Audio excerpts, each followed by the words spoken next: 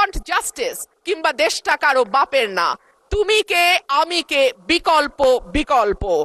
আসছে ফাগুন, আমরা হব দ্বিগুণ, শোনো মহাজন আমরা অনেকজন। Change the rules, be a voice not echo. দিনে নাটক রাতে আটক, নাটক কম করো প্রিয়, হামাক ব্যাটাক মারলু কেন? এমন হাজার প্রশ্ন, লক্ষ জিজ্ঞাসা। এই লড়াইটা কেবল একটা সরকার পরিবর্তনের লড়াই ছিল না মাননীয় স্পিকার। যেই কথাটি আমি বলেছি, একটা স্বপ্ন, একটা নতুন বাংলাদেশ, সকলকে নিয়ে সকলের বাংলাদেশ গঠন করবার একটা স্বপ্ন নিয়ে এই গণ অভ্যুত্থান হয়েছিল। মাননীয় স্পিকার, আমরা স্বপ্ন দেখেছিলাম ধর্ম, বর্ণ, জাতিগোষ্ঠী বা লৈঙ্গিক পরিচয়ের ভিত্তিতে কাউকে অপর বা আদার করে দেয়া হবে না। মাননীয় স্পিকার, আমি খুব বিনয়ের সাথে বলি, এই আন্দোলনের সম্মুখ সারিতে ছিলেন নারীরা। এক ঝাঁক নতুন প্রজন্মের তরুণ মুখ আমরা পেয়েছিলাম। সেই নারীরা 1 বছর পার না হতে হারিয়ে গেলেন কেন 7 জন নারী সাংসদের এই সংসদে, সেই প্রশ্নটা আমি আপনাদের কাছে রেখে যাচ্ছি। মিছিলের সামনের সারিতে নারীর প্রয়োজন হয়, পুলিশের টিয়ার শেল লাঠিচার্জের সামনে নারী ঢাল হয়ে দাঁড়ায়। অস্থির সময় নারীর সাহায্য ছাড়া পার হওয়া যায় না, আর সবকিছু যখন ঠিক হয় তখন নারী হয়ে যায় ট্রোলের বস্তু। নারীর পোশাক, নারীর চেহারা, নারীর কথা, নারীর হাসি, সবকিছুই তখন হাসির খোরাকে পরিণত হয়। মাননীয় স্পিকার, আমি আপনার মাধ্যমে আজকের সংসদে আরেকটি কথা বলে যাই। 52% মানুষকে পেছনে ফেলে নতুন বাংলাদেশ রচনার কোনো চিন্তা যদি কেউ করে থাকে, সেটা কখনো সম্ভব না, কোনো দিন সম্ভব না। মাননীয় স্পিকার, রাষ্ট্রপতি ভাষণের 5 নম্বর প্যারায় বলা হয়েছে, বিবিএস এর চূড়ান্ত হিসাব অনুযায়ী জিডিপি প্রবৃদ্ধির হার 3.49%। প্রবৃদ্ধি হচ্ছে, উৎপাদন বাড়ছে, কিন্তু সেই অনুপাতে কর্মসংস্থান সৃষ্টি হচ্ছে না, বরং উৎপাদন ও সেবা খাতগুলোকে অর্থনীতির মূল চালিকা শক্তি হিসেবে ধরা হয়। সেই 2 খাতেই কর্মসংস্থান চলছে। একে চাকরিবিহীন প্রবৃদ্ধি বলে, যা দীর্ঘমেয়াদে অর্থনীতির স্থিতিশীলতা, অন্তর্ভুক্তিমূলক প্রবৃদ্ধির জন্য একটি বড় ঝুঁকি। দেশে শিক্ষিত বেকারের সংখ্যা বাড়ছে, অন্যদিকে দক্ষতার অভাব এবং ভাষাগত দুর্বলতার কারণে বড় বড় প্রতিষ্ঠানগুলো বাধ্য হচ্ছে অন্য লোক নিয়োগ দিতে, অর্থাৎ কর্মমুখী শিক্ষা দিয়ে চাকরির জন্য প্রস্তুত করতে আমরা ব্যর্থ হচ্ছি। মাধ্যমিকের নিচে শিক্ষাগত যোগ্যতা থাকা ব্যক্তিদের বেকারত্বের হার যেখানে 3.01%, সেখানে উচ্চ ডিগ্রিধারীদের ক্ষেত্রে এটি 8.7%। ভাষণের 6 নম্বর প্যারায় মূল্যস্ফীতির কথা বলা আছে। বিবিএস এর সর্বশেষ হিসাব অনুযায়ী চলতি বছরের ফেব্রুয়ারি মাসে দেশের খাদ্য মূল্যস্ফীতি দাঁড়িয়েছে 9.30%, যা গত 13 মাসের মধ্যে সর্বোচ্চ। উচ্চ খাদ্য মূল্যস্ফীতির কারণে বিশ্ব ব্যাংকের ঝুঁকিপূর্ণ দেশগুলোর লাল তালিকায় অলরেডি বাংলাদেশের নাম গেছে। এর সরাসরি প্রভাব পড়ে নিম্নবিত্ত এবং মধ্যবিত্ত মানুষের ওপর, যাদের মোট আয়ের 2/3 থেকে অর্ধেক পর্যন্ত খাবার কিনতেই চলে যায়। ক্রমাগত মূল্যস্ফীতি দারিদ্র বাড়ায়, পুষ্টিহীনতা তৈরি করে এবং আগামী প্রজন্মের মেধা বিকাশে সরাসরি প্রভাব রাখে। মাননীয় স্পিকার, প্যারা 7-এ রাষ্ট্রপতি 19 ফেব্রুয়ারি পর্যন্ত বৈদেশিক মুদ্রার যে রিজার্ভ, সেটা দাঁড়িয়েছে $34.78 বিলিয়ন বলে ঘোষণা করেছেন।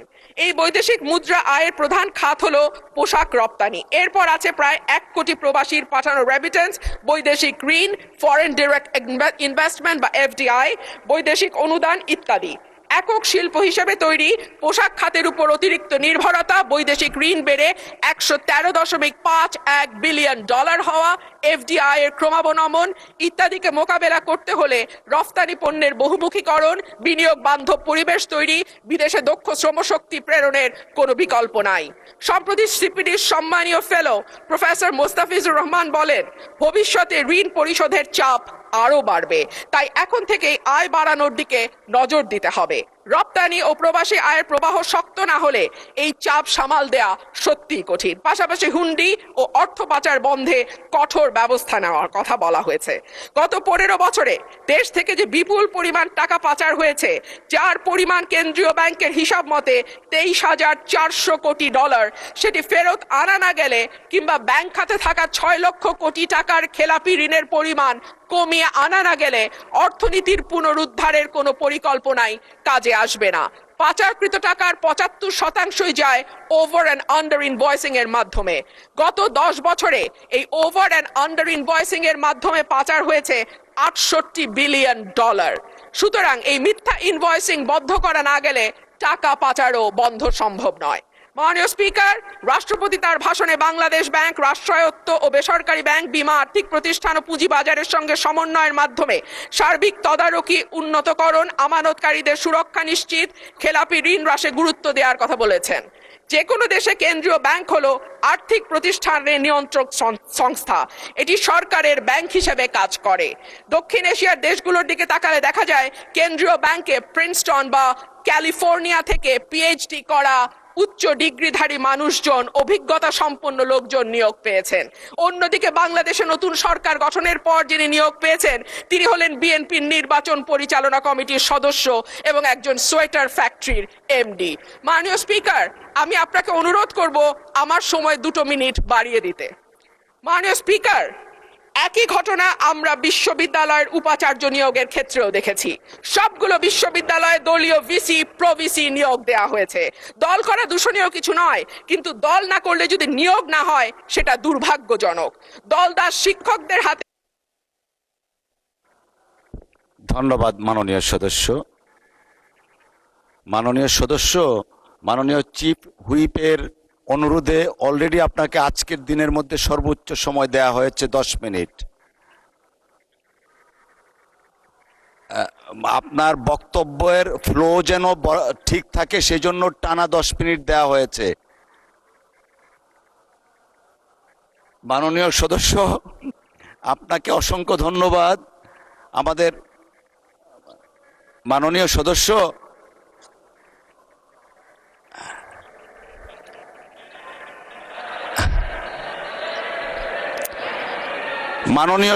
আপনি দয়া করে বসুন। You will have time, next time আপনাকে দেয়া হবে। এখন আমরা let us continue our business. I humbly request you to take your seat. Thank you.